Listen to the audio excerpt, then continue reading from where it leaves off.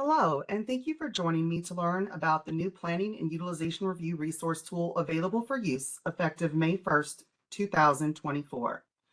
My name is Wanda Crocker. I am one of the Assistant Deputy Directors serving the Missouri Division of Developmental Disabilities, and I am excited to share with you this new tool.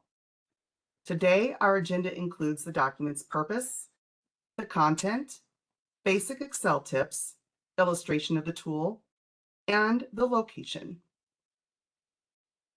This document is a reference document compiled from multiple information sources to assist you in successfully navigating the required components of the planning and utilization review process.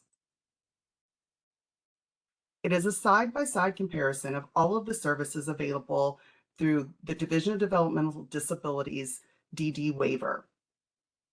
The document illustrates which required components are submitted to utilization review versus which are maintained on file.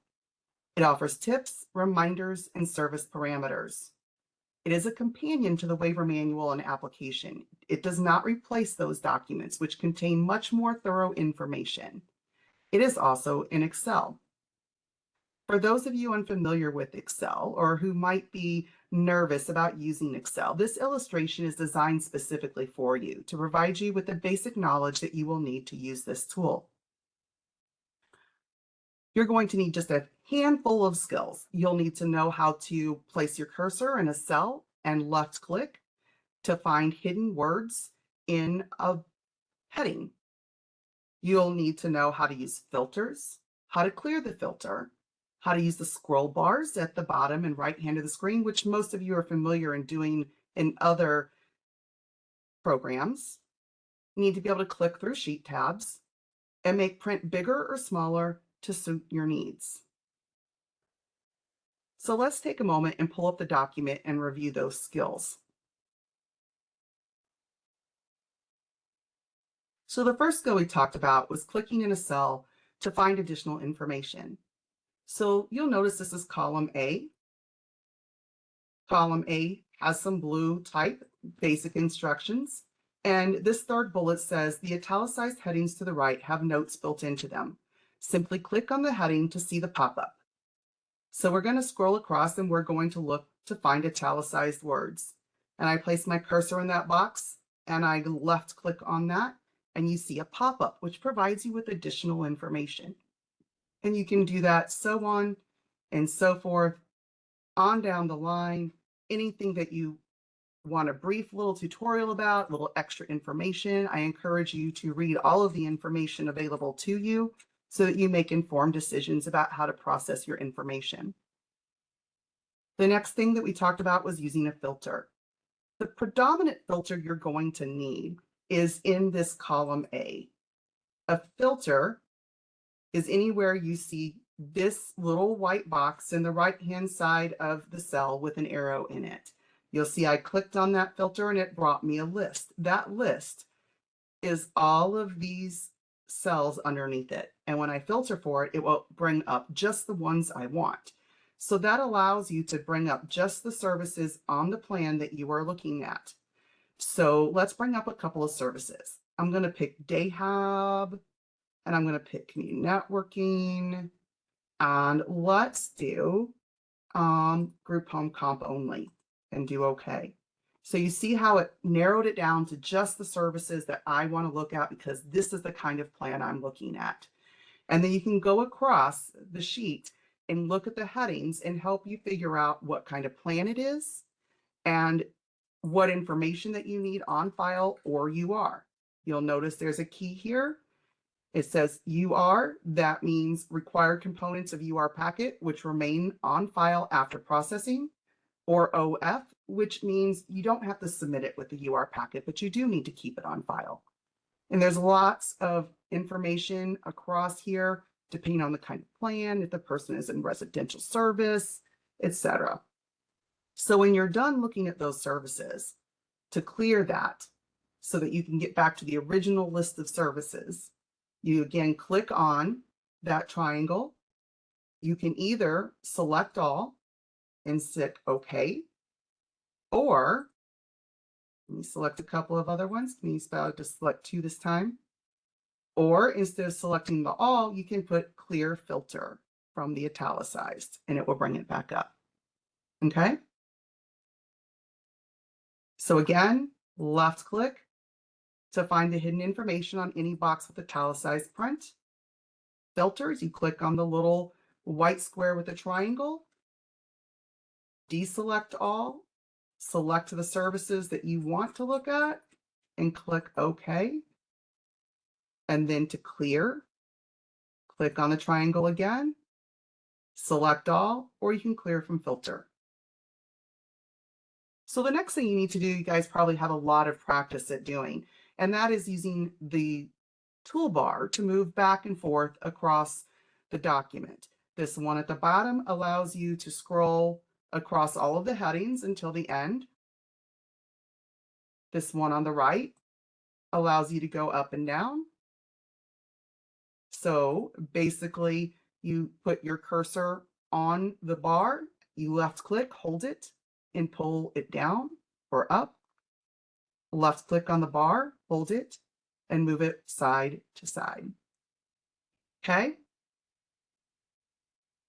So the next thing you'll need to do is you'll need to know how to click through sheet tabs. And this is super easy.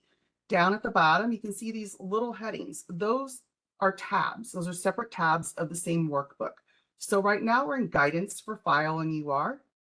If you click on the second one, you'll see specific service highlights. So I hover my arrow or cursor on that tab, left click. And this again allows you to filter for the service you're looking for or looking at authorizing. And it will just bring up those services. And it gives you helpful tips, easy reference guide, common asked issues, questions, themes that are frequently ran into. It is not a replacement for the service definition. Again, it's just the easy, most common things that are asked about. You still need to be familiar with all of the full service definitions, but it's nice just to have a brief reference and point in time when you need it, just to refresh your memory about, oh yeah, I should do that. So we're hoping that this will be super helpful. Again, I'm going to clear by selecting all or by clear from filter, and I'm going to click OK. If I go down to the third tab, put my arrow or cursor in the third tab and left click, you'll see our Medicaid maximum list, just as an ease of resource, so support coordinators don't have to go somewhere else to find that. Is a common component of making authorizations and developing the plan. If you go to the fourth tab and hover or put your cursor or arrow there and left click, it'll change you to the applied behavior analysis of recommended units for initial authorization. At initial authorization, you can now authorize the assessment and the ongoing intervention services at the initial request, so the individual can receive continuity of service delivery after the assessment and behavior support plan are delivered. This will really help people have that continuity of service and get what they need immediately.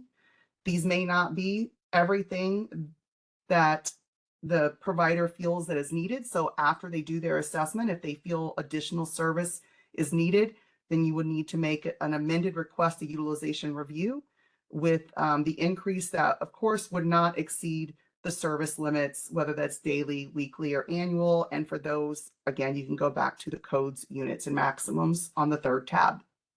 So just a quick, easy reference for you to glance at. Then the fourth tab, again, hover and click, is the autism program. Just links to the autism program because it works a little differently than our Medicaid waiver services. And in some areas, it is still going through the utilization review process because those areas operate differently than the shared unit areas. So we wanted just to provide you with a grouping of resources that might be helpful for the most commonly asked questions.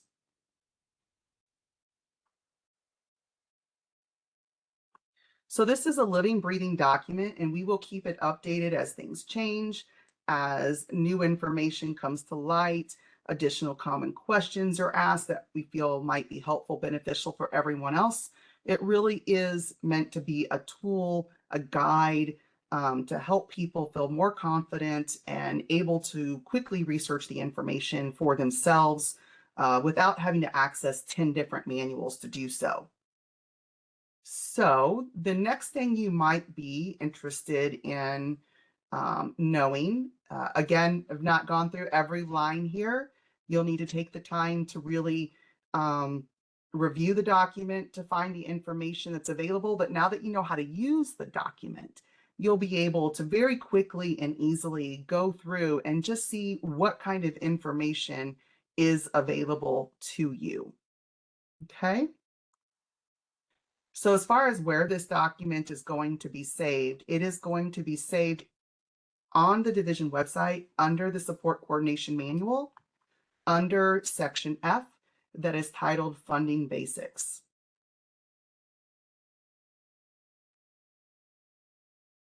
I hope that this has given you the basic information that you need to navigate the tool. If you find that the instructional was insufficient and there's additional skill sets necessary, perhaps we could look at additional Excel resource to provide additional in-depth training to individuals. But I think to get you started, those first 6 tips are going to help you navigate this document and do really well. Everyone in the support coordination and utilization review process is very familiar with this information. It is simply putting together in one easy spot, especially for new people as they come into our system, because we have so many resources. So thank you for joining me. I hope this brief illustration provides you with what you need to begin utilizing this resource, and we'll continue to enhance and grow as we have more information and learn more. Thank you for attending.